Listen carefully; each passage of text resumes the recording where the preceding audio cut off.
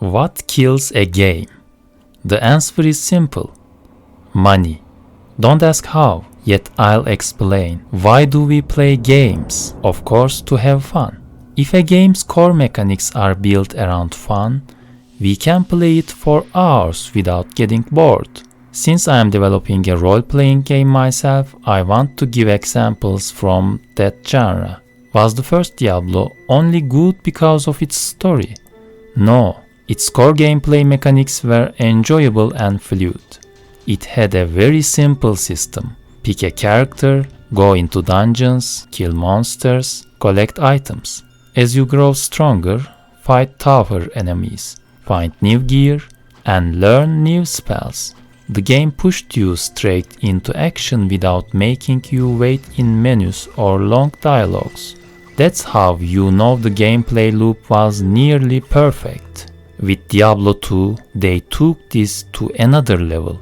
So, why doesn't every action RPG become as memorable as Diablo? There are several reasons. Combat feel. Combat is extremely important in an RPG. In an action RPG, it's 10 times more important. If a player spends most of their time fighting but doesn't enjoy hitting enemies, if the impact feels weak or the system is unbalanced, they'll quickly lose interests. Imagine a game where 99% of the time is combat and you don't enjoy it. Movement must feel smooth and responsive, whether you use the mouse or keyboard.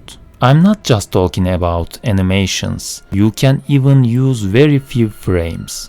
What matters is that movement in the XY space feels fluid and correct. When you hit an enemy, it should feel satisfying. Knockback, interrupt animations, distinct sounds, maybe blood effects or flames. There are so many subtle details behind that feeling. You press a button, something happens, and if your brain says that was good, then the design is successful. Randomization. In Diablo, every new game generates different layouts, enemies, and items. In many games, you walk to the same coordinates and always find the same enemy.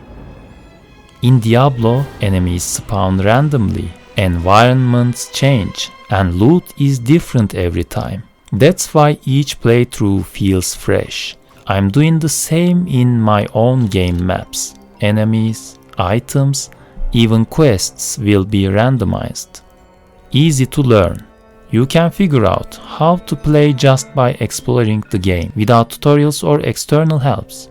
Skill tree depth. The detailed skill system allowed players to experience completely different play styles with the same character. Strong atmosphere.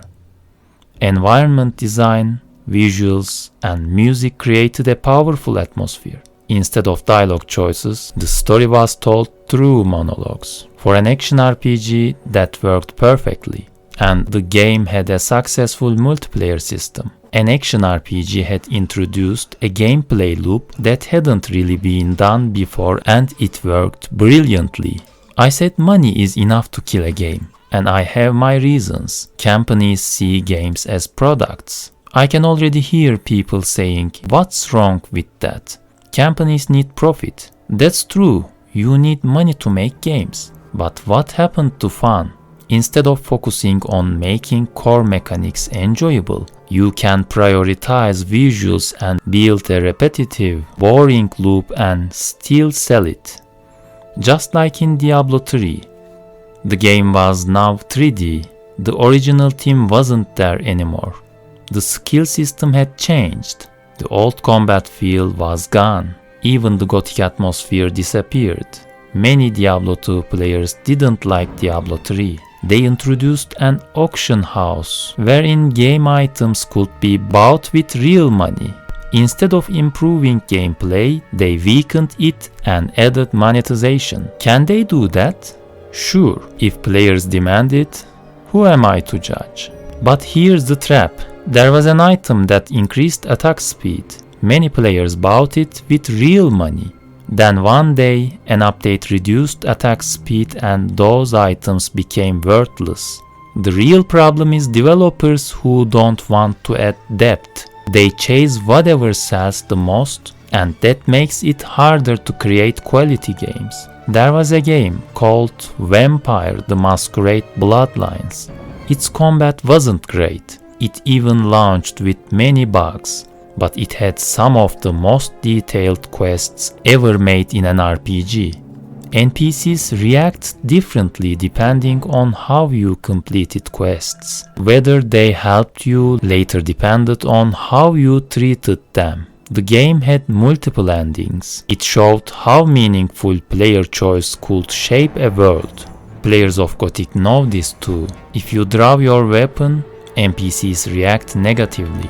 Enter someone's house without permission and you'll get a response. I'm trying to bring these ideas into my own game. NPCs will have daily routines. They'll work, rest, chat, and go out in the evening. If you have extraordinary powers, they might fear you. In combat, they might surrender, beg for mercy, or run away. All of this adds depth to the world. Or I could ignore all that and just make a game where you endlessly kill monsters. I could design different enemies, increase difficulty every level, give you new skills and items, and repeat until you get bored. So what would you prefer? A game where you fight endlessly in repetitive loops, or a carefully crafted RPG with real depth? The choice is yours.